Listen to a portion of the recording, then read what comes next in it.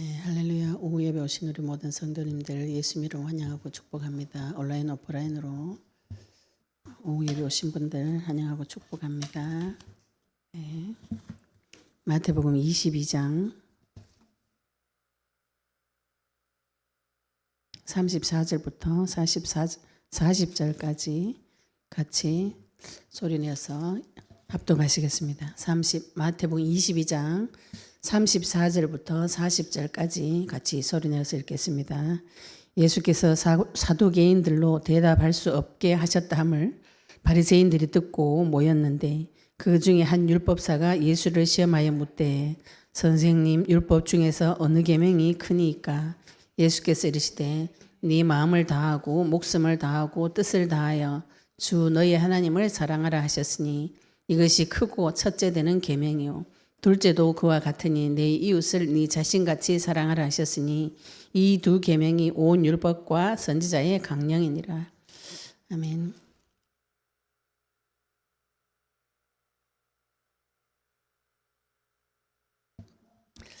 오늘 말씀 제목이 주 너희 하나님을 사랑하라, 이 제목으로 말씀을 들을 때 하나님께서 복음을 계시해 주시기를 예수님 축복합니다. 우리 하나님과 내가 결혼을 했어요. 결혼한 관계를 하나님께서 성경을 통해서 하나님과의 나와의 관계를 결혼한 신랑 신부로 많이 비유를 하고 계시고 또 부모와 자녀 관계로 많이 비유를 하고 계세요. 그것이 그리스도와 교회의 관계입니다. 하나님과 나와의 관계가 사랑하는 관계가 되었어요. 결혼을 했습니다. 예를 들어서 결혼을 했어요. 누구를 사랑하시는지. 내 남편을 사랑해야 되는데 자꾸 남의 남자가 좋아 보이는 거라. 이게 바람난 것입니다. 이게 음란한 거예요. 음란. 생각으로 음란한 거죠. 그죠? 그런데 실제로 행동이 옮겨버려요. 간음을 해버렸네. 간음을 했는데 그게 너무 즐거운 거예요. 음탕한 거죠. 누가 보면 7장 21절 23절에 예수님께서 사람 마음속에 그런 것이 들어가 있다고 말씀을 굉장히 구체적으로 설명하셨어요.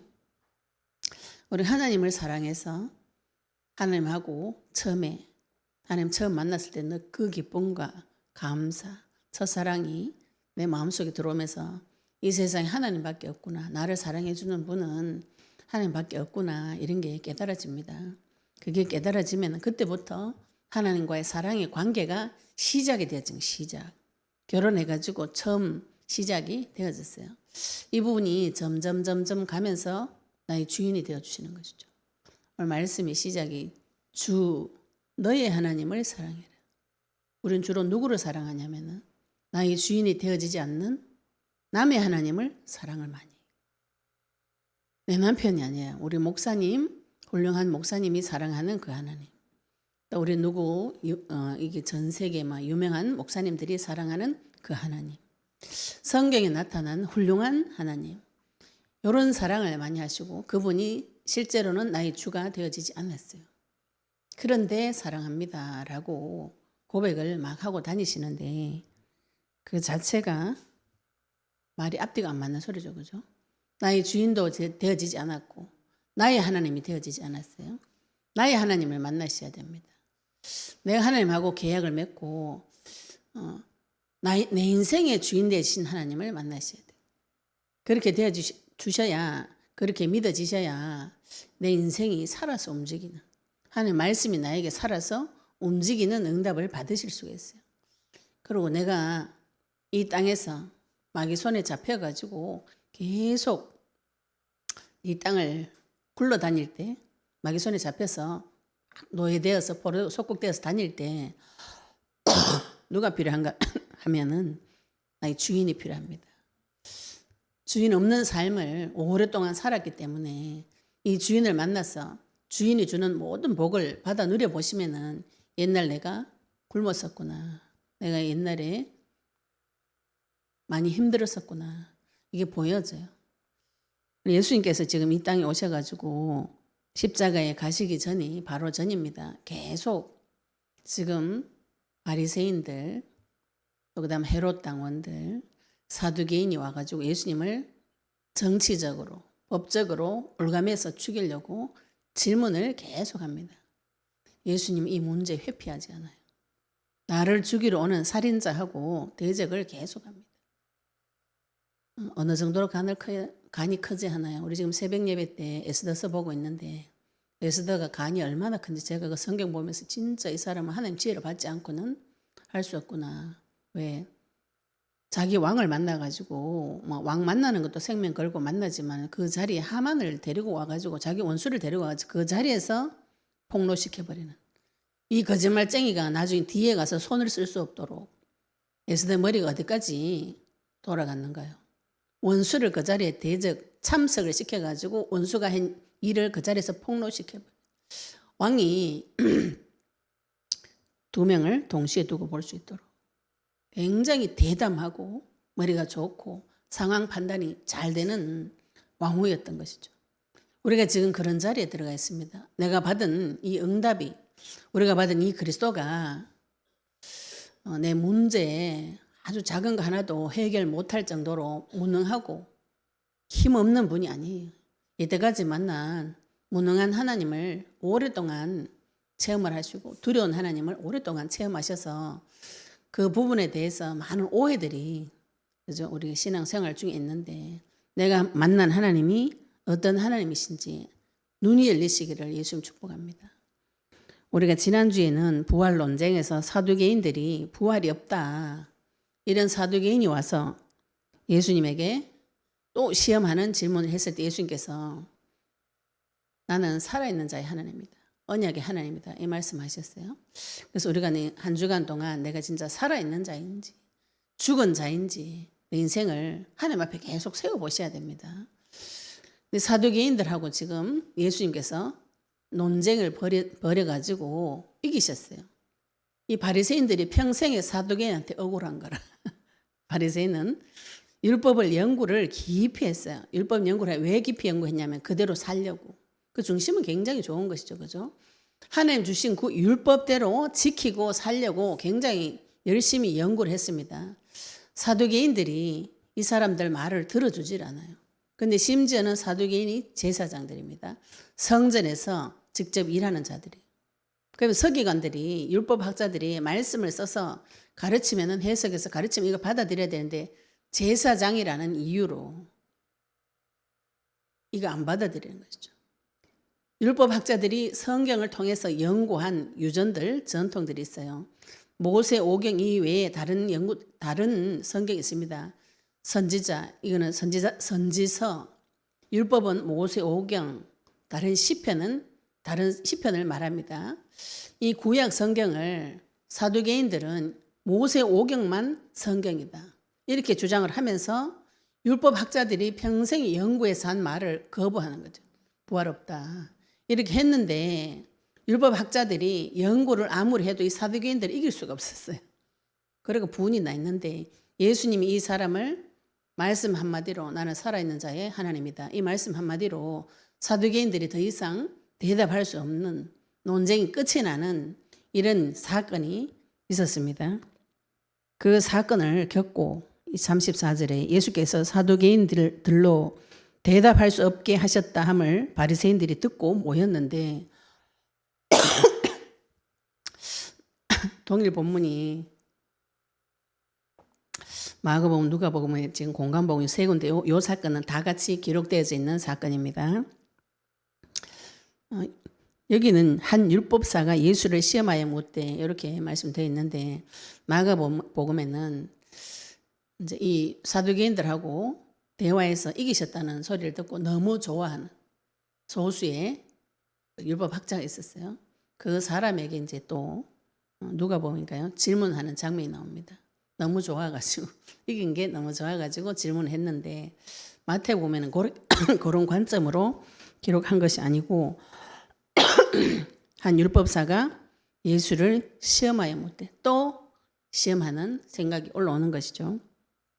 선생님, 율법 중에서 어느 계명이 크니까 이렇게 질문했습니다. 이제 이 바리새인들, 율법학자, 서기관들, 이 율법사는 성경에 지금 율법사라고 나와 있는데 넓은 의미로는 서기관과 같습니다. 율법을 연구하고 또 율법을 가르치는 박사예요. 넓게 말하면 서기관이고 이 사람은 주로 무엇을 하는가 하면은 율법에 정통한 신학자 또 내지는 법률 전문가 이렇게 보시면 됩니다. 성경과 성경 해석, 유전 법률에 대해서 굉장히 공부를 많이 하고 실제 생활에서도 이 법률을 적용해야 되기 때문에 전문적인 교육과 훈련을 받은 사람이에요. 바리새인이 아무나 되는 것이 아니고 율법 공부를 많이 해야 됩니다. 율법사도 공부를 많이 한 박사, 요즘 말로 하면은 이제 법관 정도 헌법 공부를 이미 다 한 것이에요. 이런 사람이 율법사라고 보시면 됩니다. 네, 이 사람이 선생님 율법 중에 어느 계명이 큽니까? 이런 질문을 했어요. 율법을 유대인들은 율법의 개념이 어떻게 들어왔냐면 계명 중에 큰 것이 있고 작은 것이 있다. 이런 개념이 들어간 것이에요. 그래서 율법 학자들 중에서 굉장히 유명한 랍비 아키바라는 사람이 이런 예화가 있습니다. 뭐라고 하냐면 어떤 사람이 이방인이 당신이 있는 율법 전체를 한마디로 설명을 해봐라. 대신 시간을 어느 정도 줬냐면 한쪽 다리를 들고 서 있는 시간에 율법 성경 전체를 한마디로 설명을 해봐라. 이렇게 이야기를 하니까 율법 학자가 이 랍비가 뭐라고 했냐면은 마태복음 7장 12절에 율법의 황금률이라 그래요. 네가 대접받고 싶은 대로 남에게 대접하라. 이게 율법의 황금률이 율법의 핵심입니다. 마태복음 7장 12절에 나와 있어요. 근데 이 랍비 아키바가 뭐라고 대답했냐면 이방인에게 너에게 싫은 것을 남에게 권유하지 말라. 남에게 시키지 말라. 요게 율법 전체고 나머지는 이 율법을 설명하기 위한 구색이다. 이렇게 설명할 정도로 율법을 칸을 지어가지고 요거는 중요하고 요거는 안 중요하고 요런 개념을 가지고 있었어요. 그래서 마태복음 15장에 보시면은 고르반이라는 거 설명했죠. 그죠?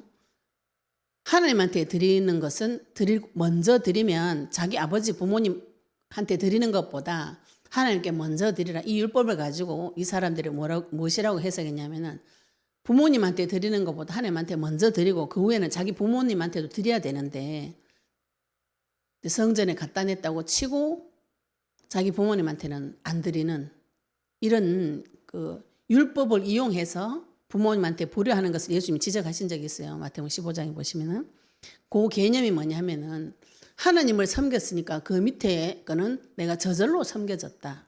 이렇게 생각하는 개념이 있는 것이죠. 그러면 그건 무슨 소리냐면 이 말씀을 다 뜯어가지고 이거는 큰 계명이니까 지키고 이거는 작은 계명이니까 소홀해도 된다. 이상한 이런 생각이 들어왔어요. 근데 이 생각의 근본도 뭐냐면은 이 랍비들이 율법을 잘 지키려고 율법을 세밀하게 연구한 거죠.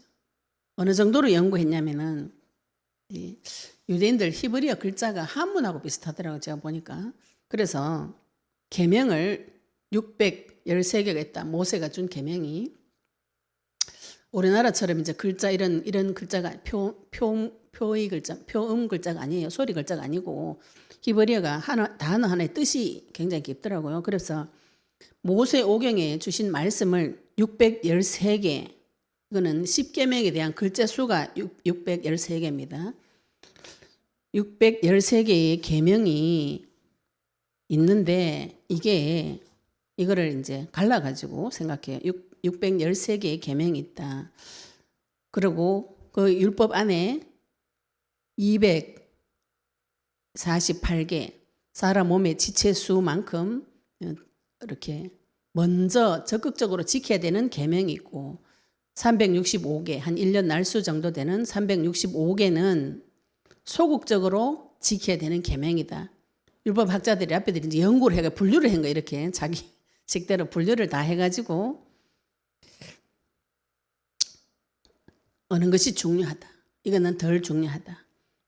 이 근거가 다윗의 시편 이거 가지고 다윗 시편에다가 또 시편 15편 2절 5절에도 11계명을 찾아내고 이사야서에도 6계명을 찾아내고 아모스, 미가, 하박국 이런 성경에다가 가서 또 계명을 몇 개씩 다 찾아내가지고 그걸 다 이렇게 연구해가지고 적은 것이에요. 적어가지고 이제 요약해가지고 정리를 한 것이죠. 왜? 잘 지키려고. 하나님의 말씀을 말씀대로 살고 말씀을 잘 지키려고 성경 구석구석에서 사람이 지켜야 될 것을 다 찾아가지고 요약을 해가지고 딱 정리를 해놨어요. 요게 이제 유대인들이 말하는 토라, 탈무드 이런 게 나온 겁니다. 성경 본문 말고 성경 본문을 가지고 지키려고 만든 많은 선례들이 있어요. 선례들. 그 법전으로 치면은 판결집이 있어요. 판결집. 법을 이용해가지고 판결문을 가지고 또 판결을 내립니다. 법에서. 헌법을 가지고 판결문이 법관에 따라서 해석하는 것이 약간 다르죠. 그런데 이 판결문도 후에 법을 판결할 때 이 판결문에 근거해서 또 판결하기 때문에 선례가 굉장히 중요해요. 법적으로도. 그래서 이 율법학자들이 구약 성경을 들어가지고 이 선례를 요약해가지고 또 정리해가지고 이렇게 적어놨어요. 그런데 사두개인들이 그러니까 율법학자들은 이게 굉장히 중요하죠, 그죠? 자기 인생을 걸어가지고 계속 평생 연구해가지고 선례를 만들고 토라, 탈무드, 성경 이외에 성경을 내 삶에서 적용해서 지킨 것을 예를 들어서 설명을 많이 해놨어요.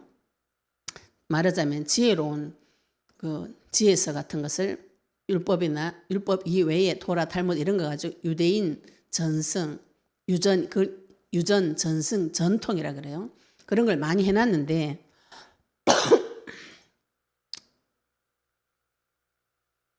사두개인들이 요거를 인정을 안 하는 것입니다.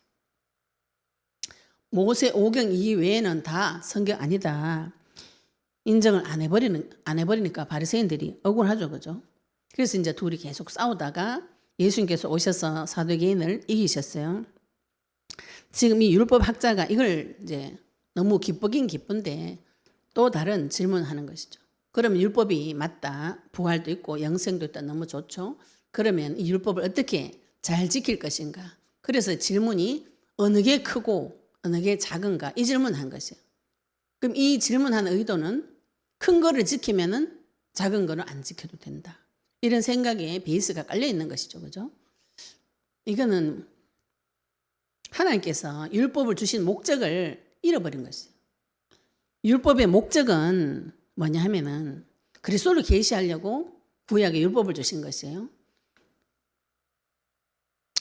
이 유대인들이 율법을 연구를 굉장히 해가지고 구약 성경을 연구를 많이 하면은 영생을 얻는 줄 알고 연구를 많이 해가지고 결론이 뭐냐 하면 율법이 어느 게 크냐 안 크냐. 그러고 율법이 목적이 네가 대접받기 싫으면 받은 것을 남에게 대접받. 네 싫은 거 남에게도 시키지 말라. 이렇게 결론을 내버렸단 말이에요. 그런데 율법의 핵심은 그게 아니죠. 구약 성경의 전체 목표는 뭐냐면 그리스도입니다. 창세기 3장 15절에 여자의 후손이 와서 뱀의 머리를 상하게 하겠다고 약속하시고 그 말씀을 설명하기 위해서 구약 전체를 기록해놨어요. 그럼 구약 전체를 읽으시면 뭐가 남아야 되냐면 메시아가 남아야 됩니다. 지금 이 메시아 보내기 위해서 하나님께서 계속 무엇인가 설명을 하셨구나. 이렇게 해석이 되어져야 되는데 구약 성경을 다 읽고 무슨 법부터 지켜야 될 것인가. 이게 지금 머리가 이렇게 돌아가 버린 것이죠. 왜 그렇게 되어버렸는가요? 영적인 세계는 보이지 않고 내 마음과 생각은 보이지 않고 내 행위로 지키겠다. 이런 개념이 들어와 버린 것이죠. 그래서 예수님께서 오셔서 바리새인들에게 회칠한 무덤아, 독사의 자식들아 이렇게 이야기한 것이 겉으로 행위만 깨끗하게 하고 속은 다 썩어가지고 시체 상태가 되어져 있는데 그게 독사가 시킨 대로 했다. 뱀이 시킨 대로 했다. 우리 오늘 오전에도 독사가 나타났다. 그죠? 독사는 물리면 죽습니다. 그냥 뱀이 아니에요. 독사라 그랬잖아요. 물리면 죽는데 이 생각에 물리면은 죽는 것이죠. 이게 올무입니다. 내 생각으로 들어오는 것에 물리면은 잡히면 못 나오는 것이죠. 이거는 복음이 아니고는 성령이 아니고는 내 생각의 틀에서 빠져나올 수가 없어요. 이걸 어떻게 빠져나오는가요?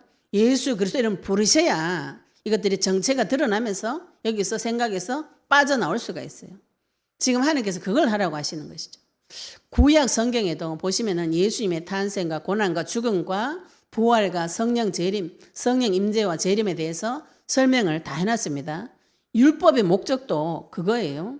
율법을 주실 때 10계명 약 600여 가지 모세가 준 이 모든 율법이 무엇을 가리키고 있냐면 다 그리스도를 가리키고 있어요. 그런데 바리새인들은 내가 행위를 잘하나 안 하나 이걸 지금 목적으로 둬버리는 것이죠. 마귀에게 방향을 상실해버리고 다른 길로 끌고 가버린 것입니다. 이렇게 예수님께서 다시 설명합니다. 율법 중에 어느 것이 큽니까? 이렇게 물어봤는데 예수께서 내 마음을 다하고 목숨을 다하고 뜻을 다하여 주 너희 하나님을 사랑하라 하셨으니 이것이 크고 첫째 되는 계명이요 둘째도 그와 같다. 예수님께서 이렇게 말씀하셨어요. 첫째 계명도 하나님 사랑하는 것이고 둘째 계명은 이웃 사랑인데 그 두 개가 따로 떨어진 것이 아니고 같다 이렇게 표현하셨어요. 하나님 사랑하는 것이 이웃 사랑하는 것하고 떨어지지 않았다고요. 같은 것이다. 율법과 복음이 떨어진 것이 아니고 같은 것이다. 그런데 율법적인 생각을 가지고 성경 말씀을 보시면은 마치 이 복음과 율법이 따로인 것처럼 우리가 생각이 되어질 때가 있습니다. 율법을 그냥 말씀을 그냥 지키고 싶은 그 생각이 사람 속에 들어오게 되어 있어요. 내 마음과 생각 속의 고통은 빼내버리고 마음과 생각 속의 고통은 치워버리고 겉으로 행동 똑바로 하는 거 인간이 이런 거 좋아합니다. 제사 잘 드리는 거 비 없어도 그래서 하나님께서 제사보다 순종이 낫다는 것이 마음속으로는 하나님 앞에 순종하지 않는데 언약 없는데 제사만 계속 드리는 것이죠. 예수님께서 간단하게 요거 두 가지를 크고 작은 것이 아니고 두 개가 같아. 간단하게 정리를 해버린 것이죠. 이게 바리새인들이 율법학자들이 들을 때 이제 눈이 열리는 거죠. 하나님 사랑을 어떻게 하는 거예요? 예수님께서 이걸 말씀으로 설명하셨어요. 네 마음을 다하고 목숨을 다하고 뜻을 다하여 주 너희 하나님을 사랑하라. 이것이 크고 첫째 되는 계명이에요. 이거는 신명기서 6장 5절, 4절, 8절, 9절까지 이스라엘에게 하나님께서 주신 명령입니다. 이걸 뭐 쇠마 이래가지고 유대인들 좀 팔뚝에도 뭐 이렇게 끈을 만들어서 감고 막 이런 거 있잖아요. 이마에도 머리띠가 유대인들 전통 옷 보면 이런 거 끈 이런 거 있거든요. 이래가 거기에다가 쇠마 말씀을 적어가지고 이걸 다 팔목에 두르고 머리에 띠를 띠고 하고 있습니다. 유대인들이 독일인들한테 가스실에서 학살당할 때 수십만 명의 유대인들이 마지막까지 붙잡고 있었던 것이 이 말씀이래요. 마음과 뜻을 다하여 네 여호와 하나님을 사랑하라. 오늘 신명기서 6장 5절을 말씀을 통해서 확인을 한번 해보도록 하겠습니다. 신명기서 6장 5절 말씀을 같이 보도록 하겠습니다. 신명기서 6장 4절부터 9절까지 같이 읽겠습니다. 이스라엘아 들으라. 우리 하나님 여호와는 오직 유일한 여호와이시니 너는 마음을 다하고 뜻을 다하고 힘을 다하여 네 하나님 여호와를 사랑하라. 오늘 내가 네게 명하는 이 말씀을 너는 마음에 새기고 네 자녀에게 부지런히 가르치며 집에 앉았을 때든지 길을 갈 때든지 누워 있을 때든지 일어날 때든지 이 말씀을 강론할 것이며 너는 또 그것을 네 손목에 메어 기호로 삼으며 내 미간에 붙여 표로 삼고 또 내 집 문설주와 바깥문에 기록하지니라.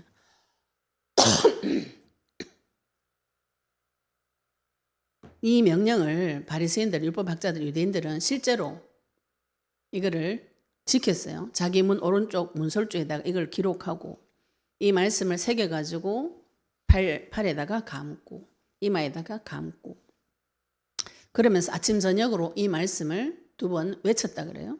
삶에서 이 말씀을 계속 잊어버리지 않도록 아침 저녁으로 외치도록 하고 하나님께서 마음을 다하고 목숨을 다하고 뜻을 다하여 주 너희 하나님을 사랑하라. 여기 하나님께서 우리에게 주신 명령, 사랑하라 이렇게 명령하시죠, 그죠? 구약 성경에도 하나님께서 명령하신 것이에요.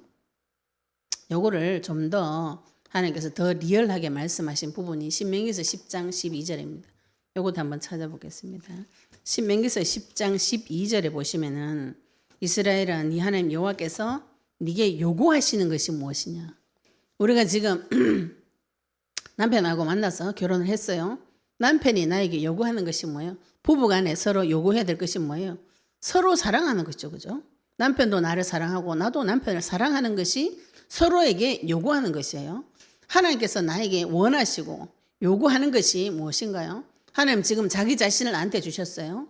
우리가 결혼하면은 둘이 부부가 한 몸이 되어집니다. 한 몸과 마음이 되어질 때 사랑하기 때문에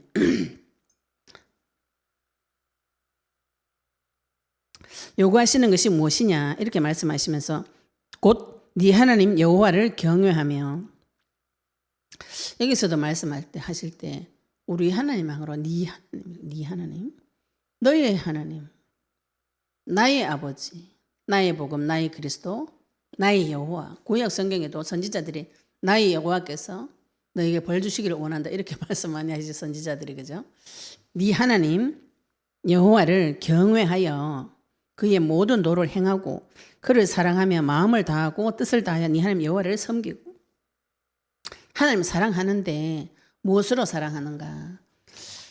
마음을 다하고 뜻을 다하고, 요 지금 마태복음에는 마음을 다하고 목숨을 다하고 뜻을 다하여 주 너희 하나님을 사랑하라.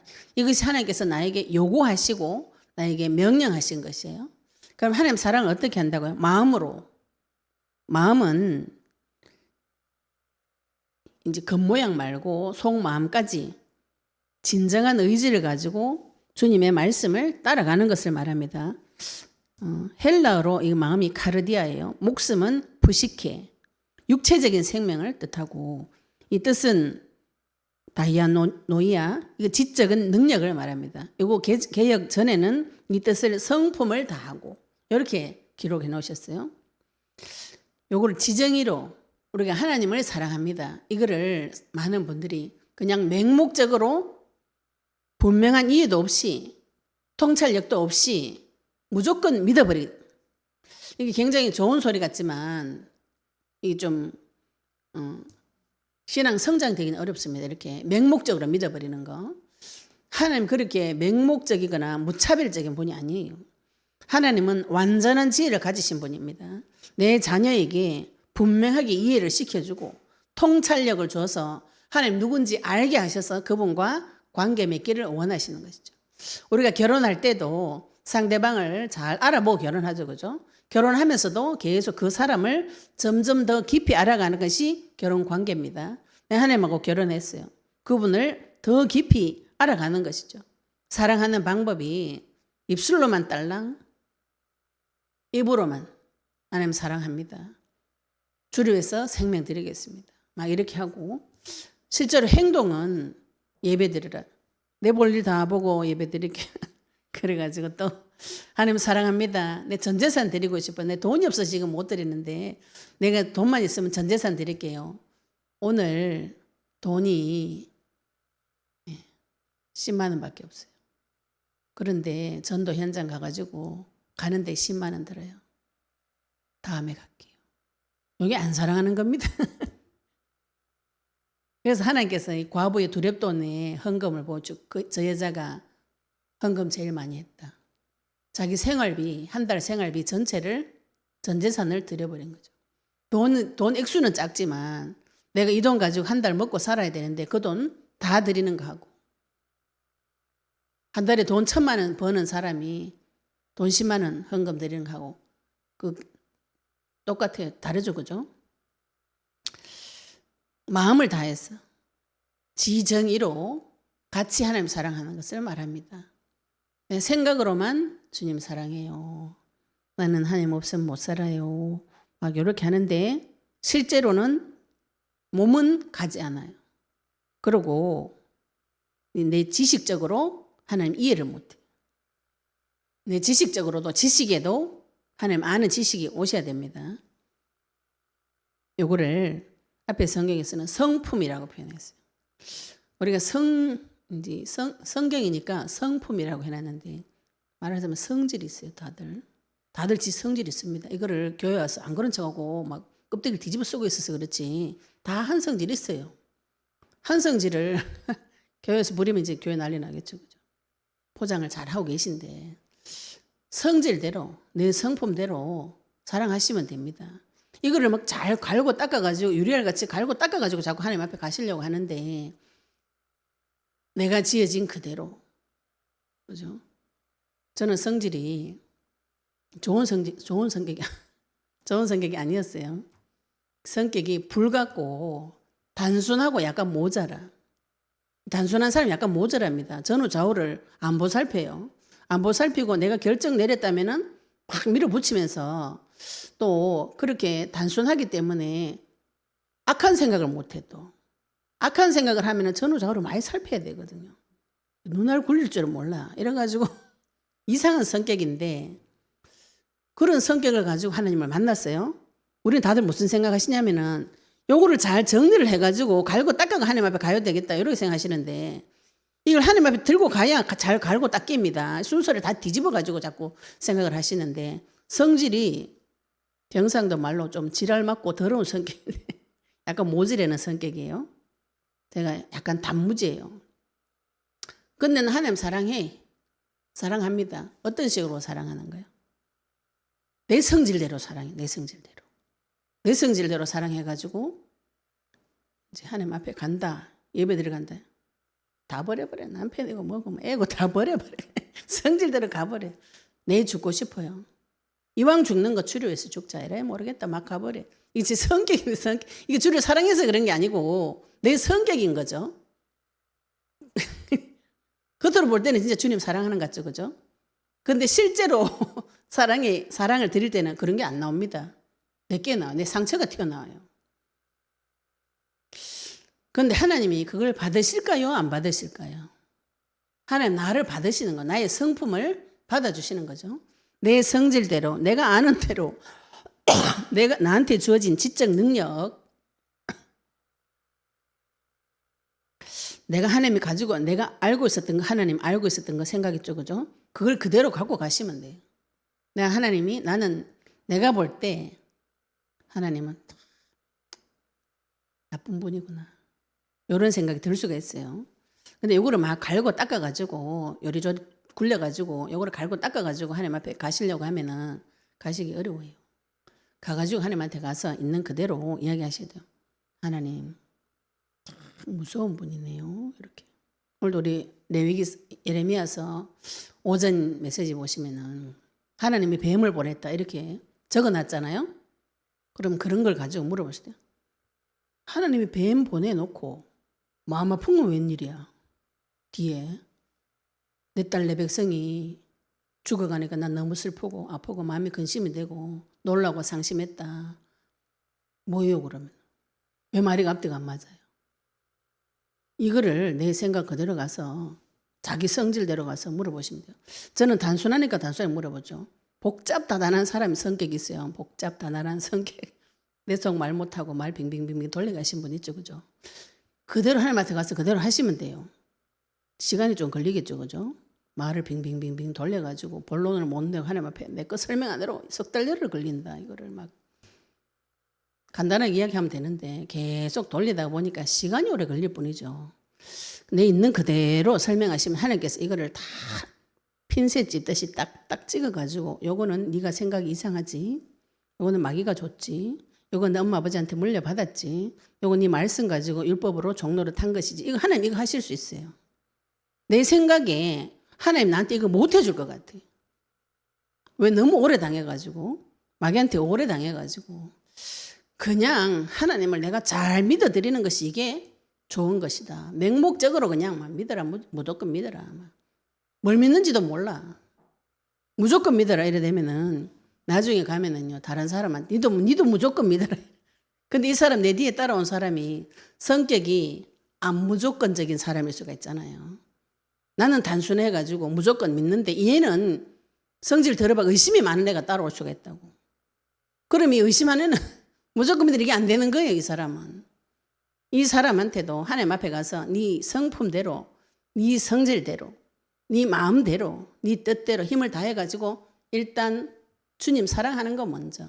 사랑은 먼저 생각하는 생각. 한국 고어가 생각이 변해서 사랑이 됐다 그래요. 내가 하나님을 먼저 생각하는 거. 하나님을 먼저 생각하는데 우리에게 허락하신 하나님 이름이 그리스도입니다. 그리스도를 먼저 생각 속에 계속 생각하는 것이죠. 사랑을 어떻게 해요? 우리 육신적인 부부간의 사랑은 육신적으로도 만나서 사랑하고 뽀뽀하고 같이 밥 먹고 사랑을 표현하고 하죠. 그죠? 영이신 하나님 어떻게 사랑하는 거예요? 늘 생각하는 거죠. 사랑을 해보시면 압니다.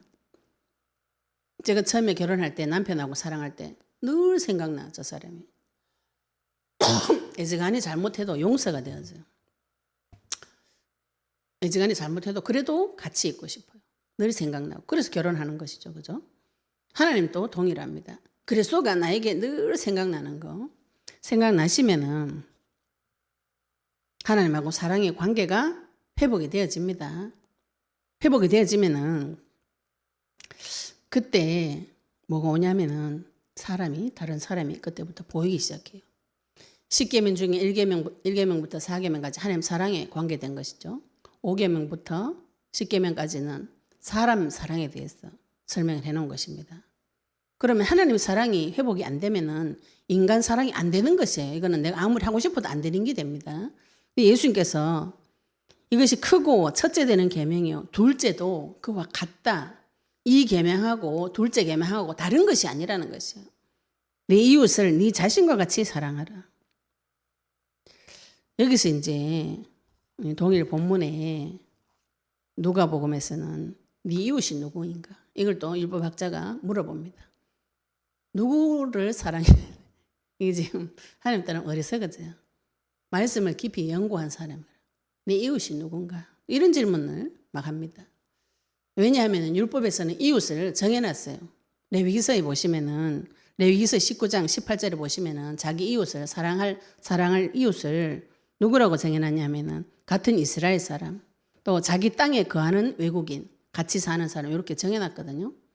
그러니까 이제 유대인들은 자기 땅에 있는 사람, 자기 유대인, 자기 집에 있는 직원이나 자기 식구들 이런 사람들만 사랑해야 된다. 이렇게 생각하는 것이죠. 그런데 예수님이 오셔가지고 갑자기 마태복음 5장 44절에 원수를 사랑해라. 유대인들이 이제 충격을 먹는 것이에요. 이방인을 사랑하라는 까지는 이해를 되겠는데 원수를 사랑해라. 또 누가복음 10장 29절 37절에 보시면 선한 사마리아인 비유를 들면서 선한 사마리아의 비유 잘 아시죠, 그죠? 율법학자 바리새인들은 강도 만나가지고 기절한 사람은 이게 이제 부정한 몸하고 시체하고 닿으면 안 돼, 율법에. 그래서 그 사람을 안 도와주고 가버렸는데 사마리아인은 율법학자들이 볼 때 상종 못하는 사람이에요. 왜냐하면 사마리아인이 북이스라엘의 수도인데 거기 혼족 정체를 펼쳐서 사마리아인이 자기 이스라엘 사람 아니라고 생각합니다. 남유다 사람들은. 그런데 그 사마리아 사람이 강도 당한 사람을 도와줬어요. 그래서 예수님이 그냥 지나친 사람, 도와준 사람, 누가 이웃이냐길래 도와준 사람 이렇게 대답을 합니다. 다른 본문에 보시면은 이웃의 지경을 예수님께서 완전히 다 깨가지고 말씀하시는 거죠. 레위기서에 정해준 그 이웃 말고 원수도 또 어려움을 당하는 누구라도 도와주라고 설명을 하고 계신 것이죠. 내 이웃을 어떻게 사랑하라냐면 네 자신같이 자기를 사랑하듯이 다른 사람을 사랑하라는 것이죠. 이제 헬라어로 이 사랑에 대해서는 우리는 사랑이 같은 단어인데 헬라어는 사랑이 여러 가지로 나와 있어요. 여기에 나오는 사랑은 헬라어 원어로 아가페세이스 이렇게 아가페의 사랑이 하나님 사랑입니다. 무조건적인 사랑이에요. 또 펠리페, 필레오 이 사랑은 단순한 그냥 사랑 이거 말합니다. 또 에로스 이거는 남녀 관계의 사랑을 말해요. 그런데 지금 이 사랑하라 이 뜻은 아가페적인 사랑을 말합니다. 자기 이해를 초월해서 무목적이고 무조건적인 순수한 사랑을 뜻합니다. 이 사랑은 이 순수한 사랑, 무조건적인 사랑, 이 사랑은 하나님한테 있는 사랑이지 사람한테 있는 사랑이 아니에요. 내 하나님 앞에 먼저 무조건적인 사랑을 체험을 해보셔야 다른 사람을 무조건적으로 사랑할 수 있어요.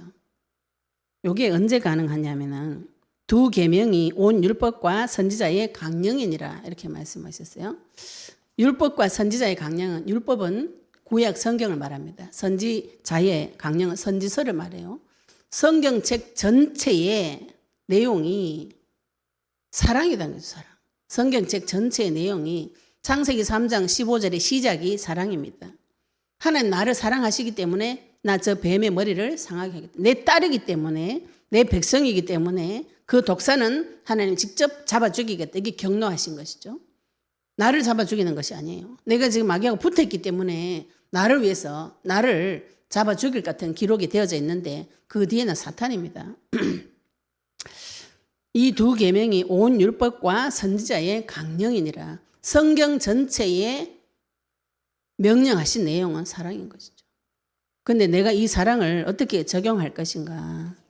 하나님을 먼저 깊이 생각하고 하나님 요구하심이 나에게 먼저 요구하심이 하나님 사랑이고 하나님을 생각하는 것이고 주 이름 부르는 것이고 생각을 어떻게 하실 수 있나요?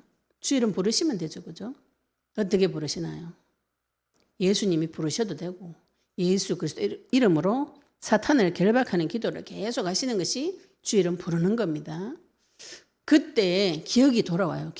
지각이 돌아와요. 지각이 돌아와야 마귀를 대적할 수 있는 지혜로운 생각이 나타납니다. 내 지각이 돌아와야 내 대적이 나에게 올 때 그걸 같이 대적할 수 있는 능력이 나타나요. 무슨 능력이 나타나면 창조의 능력이 나타나요. 하나님의 사랑이 나에게 창조적으로 적용한 것 십자가 부활 사건. 사람은 이 창조 능력 이해 못합니다. 나를 위해서 죽었다는 이 내용 자체가 인생은 이해 못해요. 아무도 내가 누구를 죽고 싶지 않습니다. 죽고 싶어가지고 이제 우울증 걸려가 죽는다. 이게 다 거짓말이에요. 내가 누구를 죽겠다 했으면 다 거짓말입니다. 사람은 그렇게 살 수 없어요. 심지어 자기 자녀도 그렇게 사랑이 안 됩니다. 창세기 3장에서는.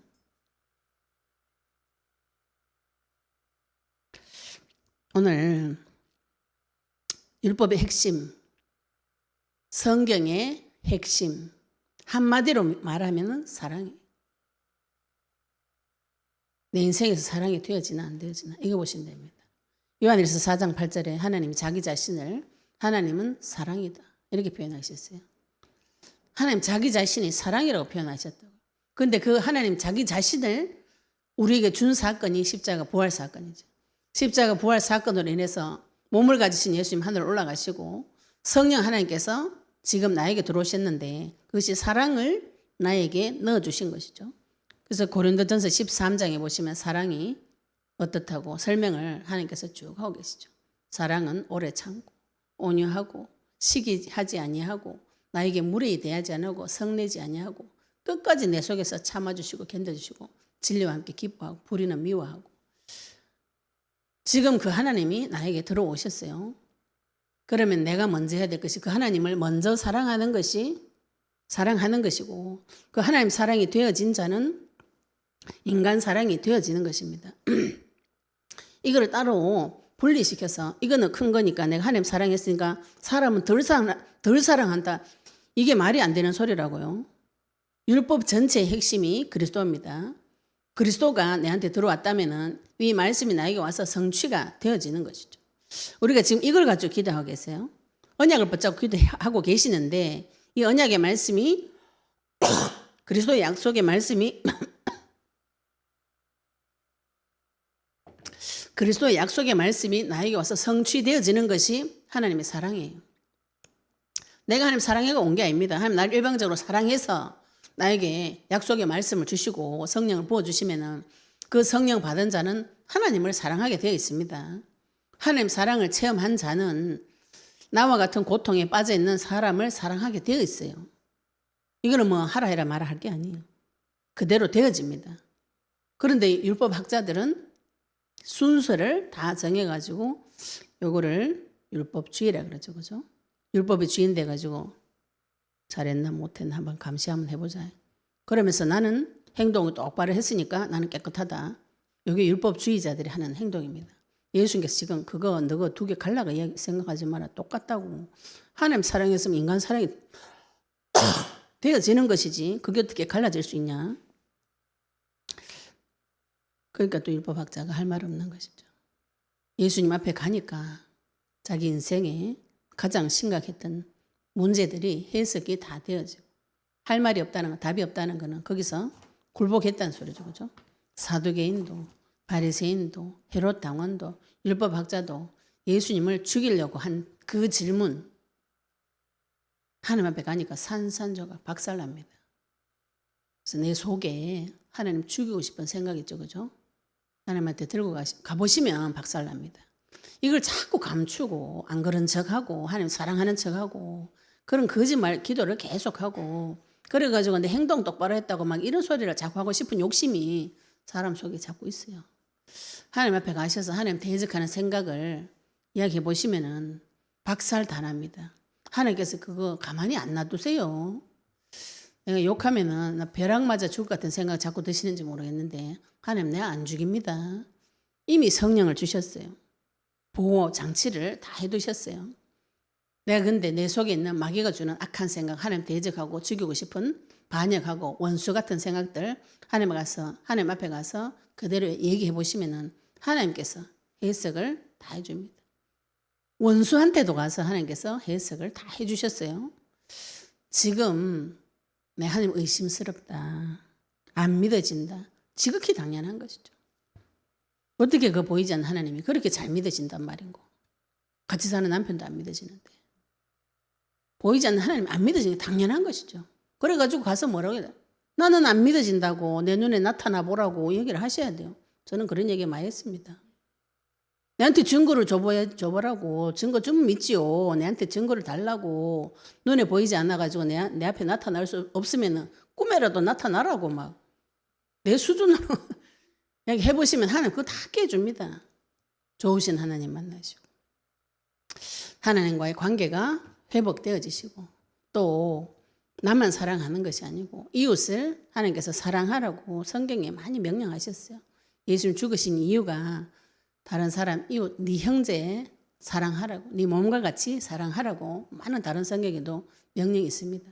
또 모든 민족을 제자 삼고 만민에 가서 복음 전파하는 그 자체가 사랑이 있어야만 할 수 있는 것이죠. 부활 명령도 인간 사랑하는 마음이 있어야만 그게 가능해집니다. 하나님 가라고 해서 가는 거 있죠. 그죠? 그것도 자꾸 가다 보면 깨지긴 해지는데 지키려고 가보시면은요. 가가지고 내가 가지고 있는 독을 막 전달해 주고 옵니다. 간다고 되는 게 아니에요. 복음 있어야 가지. 가서 뭘 주는 거예요? 복음을 줘야죠. 그죠? 이제 복음 붙잡고 언약 붙잡고 기도하시고 또 이 복음을 전하는 일에 생명 드리는 이 자체가 하나님 사랑이 온 자는 이게 되어지는 것입니다. 하나님 오늘 오후 시간에도 예배 시간에도 율법의 핵심 성경의 결정체 하나님 사랑을 체험하고 누리고 그것을 전하는 자 되게 해달라고 그죠? 오늘 언약 붙잡으시고 승리하시기를 예수 이름으로 축복합니다. 네, 우리 하나님 그 그리스도가 나의 주인 나의 하나님 되도록 해달라고 우리 오늘 받은 말씀 오후 시간에 받은 말씀 가지고 같이 동성으로 기도드리도록 하겠습니다. 하나님 아버지 은혜 감사합니다. 우리에게 그리스도 약속의 말씀 주시고 아버지 하나님 예수님을 시험하러 온 사두개인들과 헤롯 당원들과 바리새인과 율법학자들에게 아버지 그 모든 자를 사랑하시고 아끼셔서 각자에게 맞는 답을 주시고 그 인생을 깨워주시니 감사합니다. 우리 속에 하나님 대적하는 모든 생각들이 하나님 앞에 가서 다 깨어지도록 주님 역사해 주시옵시며 이 율법의 핵심이고 성경의 핵심이고 율법과 선지서 이 성경 전체의 핵심 되시는 하나님 사랑을 알 수 있도록 주님 인도해 주시옵소서. 아버지 내 마음과 뜻과 몸을 다해서 주님 사랑을, 주님 내 인생이 최고가 되고 첫 번째가 되고, 또 아버지 하나님 주님의 사랑을 체험함으로 인해서 내 이웃을 내 자신과 같이 사랑하는 하나님 말씀이 성취되어지도록 주님 인도해 주시옵소서. 하나님 사랑이 결정체되고 본체 되신 이 그리스도가 우리 인생의 주인 되어 주시옵시고, 이 그리스도의 말씀 붙잡고 땅 끝까지 증인되면 모든 민족을 제자로 삼는 일에 승리할 수 있도록 주님 축복하여 주시옵소서. 아버지 하나님, 이 말씀이 떨어진 것이 아니라 하나이고 하나님은 하나이시고 하나님은 사랑이시며 나에 대해서 오래 참으시고 온유하고 끝까지 사랑하시고 나에게 무리 행치 아니하시며 시기하지 아니하시는 좋으신 하나님 만날 수 있도록 주님 인도하여 주시옵소서. 아버지 네 감사드리며 예수 그리스도 이름으로 기도드렸습니다. 아멘.